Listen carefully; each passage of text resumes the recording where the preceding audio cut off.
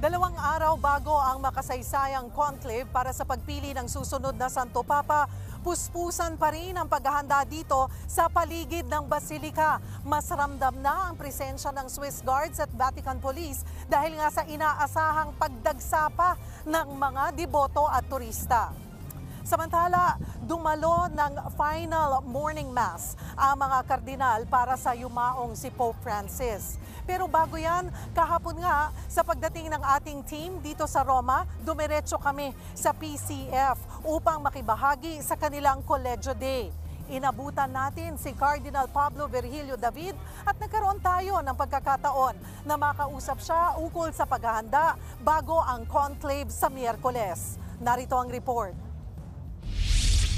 Bago ang conclave o botohan para sa susunod na Santo Papa, binisita namin ang Pontificio Collegio Filipino dito sa Rome, Italy. Dito nananatili ang 3 Pinoy cardinals na sina Luis Antonio Tagle, Jose Advincula at Pablo Virgilio David bago ang conclave sa Miyerkules. Saglit naming nakakwentuhan si Cardinal David na unang beses sasali sa conclave. Handa na po kayo para po sa pagpasok nyo, Cardinal David? Sa Wednesday. Actually, Tuesday evening. Opo. Ikukulong na kami. Kukulong na. Bukod sa sarili, excited si Cardinal David para sa simbahang Katolika.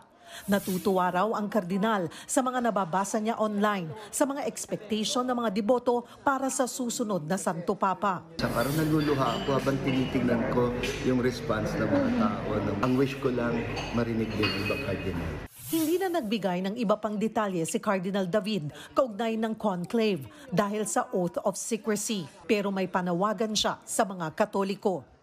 Sa amin pong mga Katoliko, sa mga kababayan nating Katoliko, Cardinal David, ano po ang hiling nyo para yung maging role namin or hiling nyo sa amin habang nasa conclave po, hindi lamang po kayong 3 kababayan natin na cardinals, pero para po sa lahat ng cardinals? Actually, lahat ng kardinal sa buong mundo ay nananawagan sa kanilang mga local churches na sabayan kami sa kanila.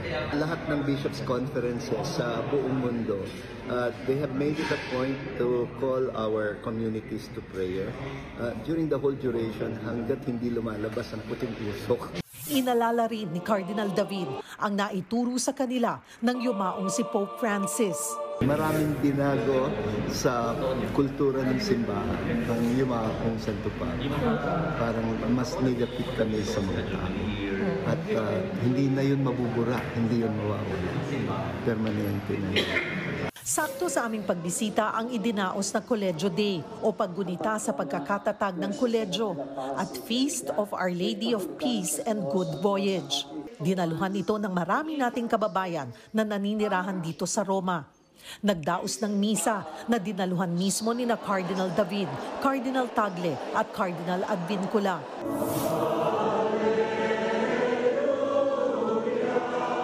Matapos ang misa, nagkaroon ng prosesyon, salo-salong kainan at masayang programa.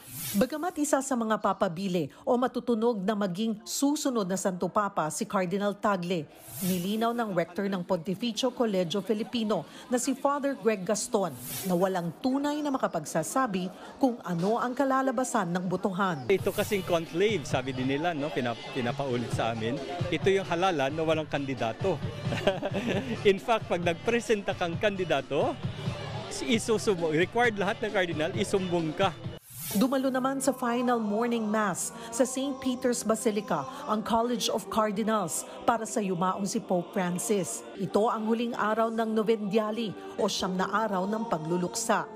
133 kardinal ang sasali sa conclave na gagawin sa Sistine Chapel. Hindi na sila lalabas doon hanggat walang napipiling bagong Santo Papa. Kaugnay naman ng ilang gamit na naiwan ni Pope Francis, ibibigay ang kanyang Pope Mobile sa mga bata sa Gaza. Ito raw ang final wish ni Pope Francis. Gusto niyang i-convert ang Pope Mobile bilang health clinic para sa Gaza kung saan halos 1 milyong bata ang walang tirahan dahil sa gyera. Samantala, ngayong araw ay inilagay na rin ang pulang kurtina sa balkonahe ng Vatican.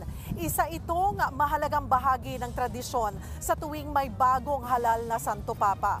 Mula sa balkonahe ring ito, ipinapahayag ang Habemus Papam o ang anunsyo na may bago ng pinuno ang simbahang Katolika. Mga kapatid, Cheryl Cosim po, huwag maging huli at maging una sa lahat sa balitaan. Para sa tuloy-tuloy na talakayang sa Frontline, mag-follow at mag-subscribe sa social media pages ng News 5.